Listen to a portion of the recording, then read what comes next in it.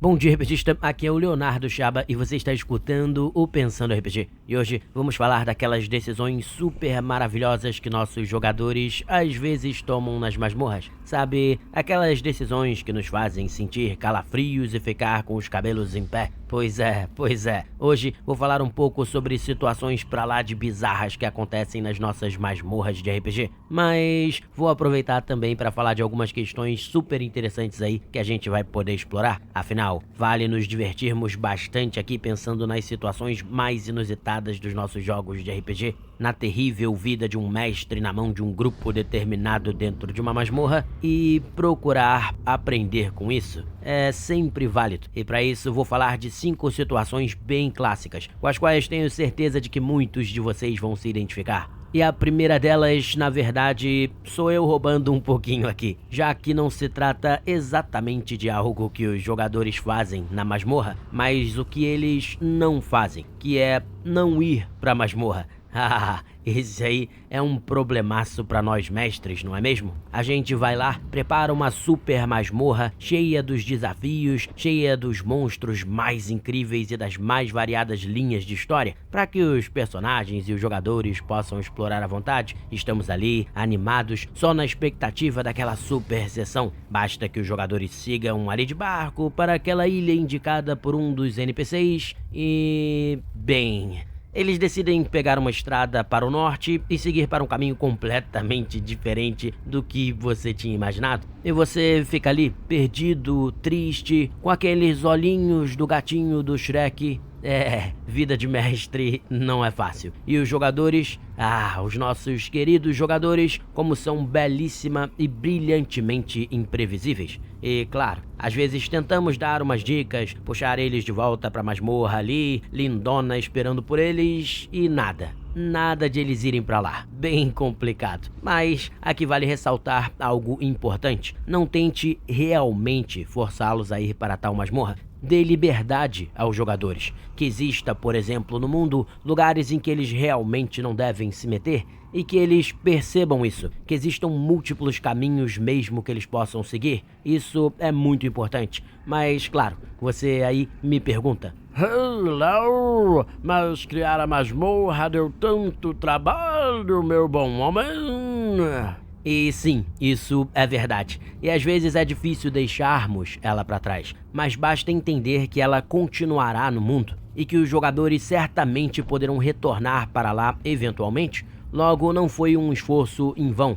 Além disso, caso realmente não seja possível voltar, as ideias centrais, etc. de tal masmorra continuam ali. E você pode usar versões dela em próximos RPGs ou em próximas sessões. Mas não force os jogadores a irem pra lá ou simplesmente faça a masmorra magicamente aparecer no local para onde eles estão indo, como se fosse impossível fugir dela. Isso aí não é legal, pois tira o agenciamento dos jogadores, faz com que suas ações não tenham um peso real. Você torna a masmorra uma masmorra quântica. Se eles vão para o caminho 1, ela está no caminho 1, mas não está no caminho 2. E se os jogadores vão para o caminho 2, ela está no caminho 2, mas não está no caminho 1. Ou seja, ela está e não está no caminho 1 e no caminho 2 ao mesmo tempo. E isso realmente não é algo lá muito legal. Portanto, evitem ter masmorras, desafios e inimigos quânticos, vamos dizer assim. Mas enfim, agora vamos aqui para o segundo tipo de ação que nossos queridos jogadores tomam dentro de uma masmorra. E agora sim, é quando eles estão devidamente dentro dela. E aqui falo do grupo que demora 200.000 horas em literalmente cada uma das portas que eles têm que atravessar. O ladino vai lá e procura por armadilhas, mas não fica lá muito convencido, então outro personagem do grupo vai lá e faz o mesmo, só que ainda fica aquela desconfiança, não é? Alguém decide então dar uma checada na parede e no rodapé, enquanto o mago faz lá alguns rituais para detectar magias, armadilhas, etc e etc. E quem sabe ainda não valha, só pra garantir, usar um dissipar magia também. E talvez ainda, em vez de usar a porta, o bárbaro de repente vai lá e simplesmente abre um buraco na parede pra gente passar. Tá. brinco e exagero um pouco aqui, mas vocês entendem. Aquele grupo que faz uns 20 testes em cada porta e que por isso às vezes até se prejudica, caso o teste do ladino seja muito baixo e deixe eles na dúvida sem necessidade, ou a ferramenta de ladino quebre na fechadura, e por aí vai. E isso aí acontece o tempo inteiro. É algo que é super clássico. Só que faz parte também. Afinal, quantos mestres também não colocam tantas surpresas, tantas armadilhas e perigos por trás de cada porta que já não deixaram os seus jogadores completamente paranoicos? Pois é, faz parte, mas é engraçado ver aquele grupo que leva mais tempo para passar por uma porta do que para matar um dragão. Acontece. E já que falamos em dragão, isso nos leva aqui para o terceiro tipo de ação terrível nas masmorras, que é o grupo que não percebe de forma alguma, de maneira nenhuma, os indícios dados pelo mestre, indícios de que pode haver algo horrível pela frente e que por isso o grupo talvez precise voltar. Afinal, um grupo nível 1 andando por uma masmorra em que começam a ouvir grunhidos altos de algum monstro gigantesco que parece dormir e em que a temperatura começa a subir e enquanto eles vão caminhando eles notam um pequeno mar de esqueletos de monstros e de heróis que morreram ali. Bom, talvez nesse caso eles devessem repensar se vale mesmo continuar por aquele caminho, correto? Correto, mas infelizmente muitos grupos não pensam nisso. Isso vem um pouco da cultura de RPG que temos, em que muitas vezes o pessoal acha que entrar numa masmorra ou no covil de um inimigo é mais ou menos como entrar numa fase de videogame, isto é, que todos os desafios que estão ali foram feitos para serem batidos. E não, num bom RPG, muitas masmorras e covis serão algo orgânico, o que significa que pode haver coisas ali que precisam ser evitadas, então vale aos jogadores ficarem ligados nisso, e aos mestres também pararem de pensar nas masmorras como um simples videogame. Assim o mundo vai parecer muito mais vivo e muito mais ameaçador. E as próprias masmorras se tornarão muito mais assustadoras e desafiadoras. Mas não exagere. Se for botar monstros terríveis numa masmorra ou num covil, você deve deixar claro na sua narração e nos indícios que os jogadores encontram que talvez não seja a melhor ideia continuar por ali. Usar o que falei aqui como desculpa para jogar um dragão na cabeça dos jogadores do nada e matar todo mundo não vale, hein? Eu tô de olho. Pois bem, e vamos aqui para o quarto tipo de ação pra lá de horrível que ocorre em nossas masmorras.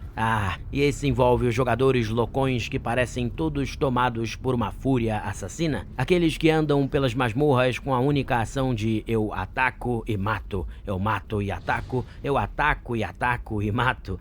Amigos, aquela galera que não quer saber de investigar, nem de entender o que existe ali, nem de parar pra conversar. O negócio é sair passando a faca, o machado e a bola de fogo em todo mundo. E isso é uma tristeza, não é mesmo? Já que em algumas masmorras há mistérios tão interessantes, ou relações entre diferentes classes, monstros e sociedades que podem enriquecer muito a experiência. E além disso, esses grupos são aqueles que realmente matam tudo. Até aquele NPC maneiro que você planejou, que colocou ali para gerar uma interação legal, quem sabe alguém que poderia ajudá-los, como um goblin capturado, ou alguém bondoso que vive escondido naquele local e ajuda os viajantes perdidos. Mas nada disso ocorre, já que o grupo vê a pessoa ou a criatura e já sai atacando loucamente. Pois é.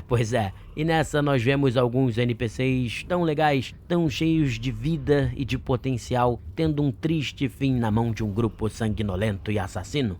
Amigos, como falei, vida de mestre não é fácil. Não que a vida de jogador seja aquela maravilha também, claro, mas vocês entendem. E isso nos leva para o quinto tipo de ação terrível nas masmorras. E aqui falo de algo que se opõe ao pessoal que fica 200.000 horas parados em frente a uma porta. Esses são os jogadores ainda novos, ainda inocentes, bobinhos, não é mesmo? Que completamente despreparados seguem andando pela masmorra sem verificar uma armadilha, sem investigar uma sala, abrindo todas as portas com a ignorância de quem nunca recebeu uma flechada envenenada no meio da testa. Pois é, esses aí ainda vão aprender. E quem sabe não se tornem tão paranoicos um dia ao ponto de nem conseguirem olhar para aquela simples porta de madeira logo no começo da masmorra.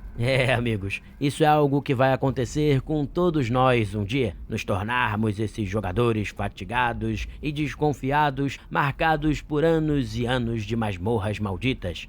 Tá, exagero aqui, mas vocês entendem, não é mesmo? Tem sempre aquele grupo, seja por estarem começando ou simplesmente por não ligarem, que sai literalmente ativando todas as magias possíveis e imagináveis. Nesses casos, em vez de um ladino, é melhor até ter um anão bárbaro parrudo que desarma todas as armadilhas de peito aberto, com a coragem dos heróis mais bravos e, convenhamos, mais tolos. E é isso. Espero que tenham gostado de mais esse podcast e até o nosso próximo episódio. Grande abraço, pessoal!